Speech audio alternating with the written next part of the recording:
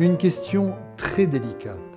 Comment surmonter la douleur quand votre mari vous quitte après un adultère inavoué de plus de 8 ans? Doit-on pardonner, continuer d'aimer ou rejeter? Si vous saviez, madame, comme je suis heureux que vous me posiez cette question, beaucoup de femmes auraient clos l'affaire en jetant au feu leur mari et en tournant la page. Cela montre évidemment la qualité de votre âme. Prenons donc les choses dans l'ordre ou plutôt dans le désordre. Votre mari vous a trompé pendant des années, il a donc entretenu une autre relation dans laquelle il s'est jeté apparemment corps et âme, puisqu'il vous a quitté pour cette femme. Que s'est-il passé en lui pour qu'il en arrive là? Voilà une bonne question. Y avait-il des manques aussi dans votre lien?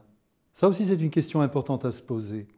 Quelle occasion s'est offerte à lui pour qu'il tombe ainsi? A-t-il cherché cette relation? L'a-t-il subie dans un premier temps? Et en posant ces questions, je ne lui cherche pas d'excuses. Je cherche à comprendre où cette faiblesse a trouvé son origine.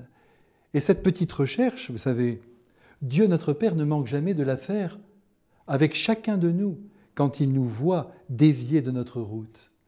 Et croyez-moi, nous serons heureux à la fin de notre vie de constater qu'il a déniché ici ou là, et surtout là où on ne le supposait même pas, des circonstances atténuantes, à commencer par l'hérédité pathologique dont nous sommes tous victimes et qui explique bien souvent la marche des actes que nous posons.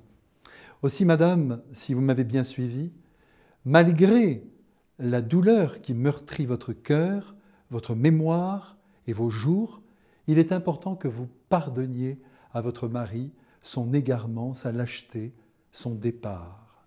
Il reste votre mari, il reste celui qui vous a choisi pour femme et que vous avez choisi pour époux. Et vous pouvez continuer, au milieu de vos accès de colère, à penser à lui. En outre, faites bien attention, car il se peut aussi qu'un jour, il débarque chez vous, qu'il vous demande pardon et vous supplie de reprendre la vie commune.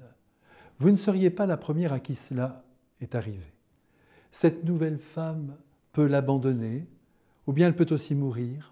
Le Christ peut aussi, par sa grâce, bouleverser le cœur de votre mari jusqu'à vous le rendre. On ne sait jamais. En attendant, je vous le redis, pardonnez-lui et aimez-le encore, malgré le mal commis qui n'est jamais irrémédiable. À bientôt. Confiance.